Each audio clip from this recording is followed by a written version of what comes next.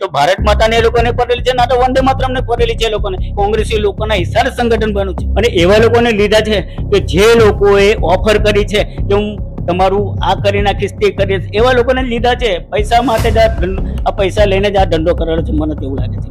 જયારે ભારતીય જનતા પાર્ટીના કાર્યકર્તાને કઈ હોદ્દો જોવે ત્યારે એ લોકો ચડ્ડો પહેરીને અમારી પાસે આવતા રહે છે અને એમનું કામ પતે એટલે ત્યાર પછી અમને પૂછતા પણ નથી. રાજકીય કીડા છે. ભારતીય જનતા પાર્ટીનો ભ બોલવાની જે વખતે તાકાત નહીં હતી લોકોની, ત્યારે અમે ભારતીય જનતા પાર્ટીના સૈનિક તરીકે કામ કરેલું છે. જ્યારે પ્રકાશ મોદી પહેલી વાર જિલ્લાના પ્રમુખ તરીકે કાર્યાલયમાં આવ્યા ત્યારે પછી મને કીધું કે ભાઈ મારું શું, એ ભાઈ ગાડી લાવ્યા, નવી ગાડી લાવ્યા. ત્યાર પછી મને કે મને 15,000 રૂપિયાનું મારા ડ્રાઈવરનું કોઈ સેટિંગ કરી આપી. એ ભાઈ તો ખાલી 100 પીસ જ છે, પાર્ટી પૈસા લીધા છે એની માહિતી કે કઈ રસ્તા પર ડિસ્કો કરવા વર્ગી જાય, ગરીબ નાચવા વર્ગી જાય. મનોજભાઈ 30,000 લાવ્યા કઈ એમને ખોટા ના લાવ્યા, કાં તો ઉઘરાયેલા, કાં તો મનોજભાઈ પ્રકાશ મોદીનું ઉઘરાણું કરે છે. મને હટાવવાનું એ પણ કારણ હોઈ શકે કે એ ભાઈને આ ચેક બુક જોઈતો હોય એટલે હવે પછી એ લોકો કંઈ પણ વહીવટ કરે, હું કરે, એ પછી એ લોકોનું આવું પણ આયોજન અને આના માટે કદાચ મને હટાવવાનું કારણ બની છે. એ ઘટના કરી મેં 6 કોલ કર્યા હતા. તમે હિન્દુનો મતલબ એવો કે હિન્દુ એટલે તમારી વોટ બેંક, તમે હિન્દુ થઈને હિન્દુની પાર્ટી થઈને તમે હિન્દુને બેવકૂફ બનાવવાનો ધંધો કરો. પોલિટિકલ પાર્ટીમાં હમદર્દીનો કોઈ દિવસ એ જ રાખવાનો કે હું તારી હાથે તારી પાછળ ભૂલી જવાનું, કોઈ કહેવાનું નથી. તમે હિન્દુને એક જ ભાંગ પીરાવો, મુસ્લિમ વિરોધી ભાંગ પીવડા કાં લગન ભાંગ પીવડાવશે. મારું નામ ગૌતમ ડોડિયા છે અને તમે જોઈ રહ્યા છો ગૌતમ ડોડિયા ઓન ગ્રાઉન્ડ.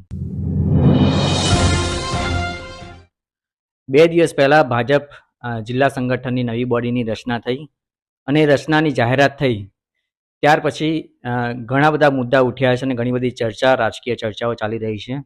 પરંતુ જેવી આ યાદી જાહેર થઈ તેવી એક પોસ્ટ ફેસબુક પર વાયરલ થઈ અને એ પોસ્ટ કરનાર હતા ભાજપના પૂર્વ કાર્યાલય મંત્રી મહેશ ભાલિયા. તેમની પોસ્ટમાં જે પીડા હતી એ પીડા અમને અત્યારે એમના ઘર સુધી લઈ આવી છે અને એમની સાથે જ વાત કરવી છે કે તેમને આ પોસ્ટ કરવાની કેમ જરૂર પડી.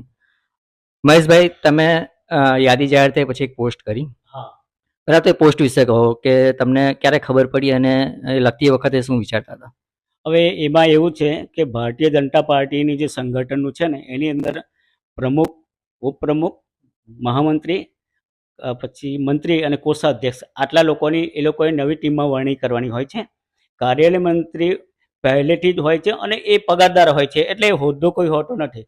એટલે એને હટાવવું કે રાખવું એ એના સ્થાનિક પ્રમુખની વાત જ નથી. તો એ છતાં મને એન કેન પ્રકારે કાઢવામાં આવ્યું છે. એ ખરેખર ખોટું છે. મારી હાથે ડ્રેસ ભાવ રાખી અને મને કાઢવામાં આવે છે અને એ કોઈ પણ એ લોકોના મને લાગે છે કે આ પ્રકાશભાઈ મોદી અને બાકી એની સાથીના જે લોકો છે એ લોકો એન કેન પ્રકારે મને પહેલેથી જ એમને ગમતો નહીં હોય એટલે મને દૂર કરવા માટે આ કરેલું છે. હું એવું કહું કે છેલ્લા 26 વર્ષથી